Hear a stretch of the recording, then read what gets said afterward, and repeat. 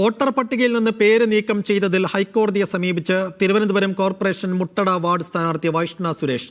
Voter പട്ടികയിൽ തന്റെ പേര് ഉടൻ ഉൾപ്പെടുത്താൻ അധികാരികൾക്ക് നിർദ്ദേശം നൽകണമെന്നാവശ്യപ്പെട്ടാണ് ഹർജി.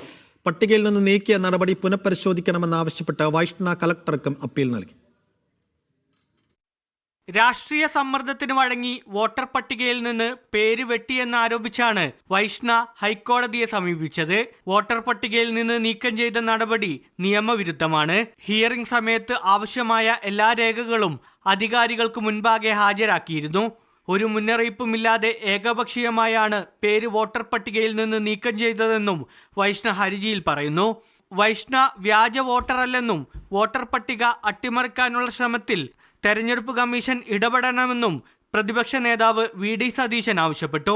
അവിടുത്തെ ഒരു വോട്ടറാണ്. വോട്ടർ പട്ടികയിലെ തെറ്റായി വീട് നമ്പർ കേട്ടതിന്റെ പേരിൽ അവരുടെ വോട്ട് മനഃപൂർവ്വം റദ്ദാക്കിയാണ്. വോട്ടർ പട്ടികയിൽ പേര് ഉൾപ്പെടുത്തണമെന്നാവശ്യപ്പെട്ട് കളക്ടർക്ക് പരാതി നൽകാനെത്തിയെങ്കിലും കളക്ടർ കാണാൻ കൂട്ടാക്കിയില്ലെന്ന് കോൺഗ്രസിന്റെ ആരോപണം. മാഡത്തിനെ കണ്ട് സംസാരിക്കാൻ പറ്റില്ല. എഡിഎമ്മിനെ കണ്ടു പരാതി കൊടുത്തിട്ടുണ്ട്. കളക്ടർ ഞങ്ങൾ ഇത്രയും നേരം വെയിറ്റ് ചെയ്യിച്ചു എന്നുള്ളതാണ് യാഥാർത്ഥ്യം.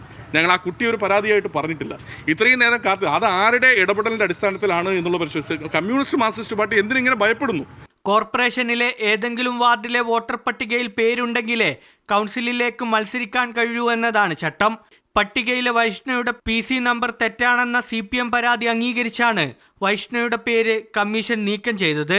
തിരുവനന്തപുരം കോർപ്പറേഷനിൽ കോൺഗ്രസ് പ്രായം കുറഞ്ഞ സ്ഥാനാർത്ഥിയായി അവതരിപ്പിച്ച വൈഷ്ണ ഇതിനോടകം 2 റൗണ്ട് പ്രചാരണം പൂർത്തിയാക്കിയിരുന്നു. ഇതിനിടയിലാണ് സ്ഥാനാർത്ഥിത്വം സംബന്ധിച്ച അനിശ്ചിതത്വം തുടരുന്നത്. മീഡിയ 1 തിരുവനന്തപുരം.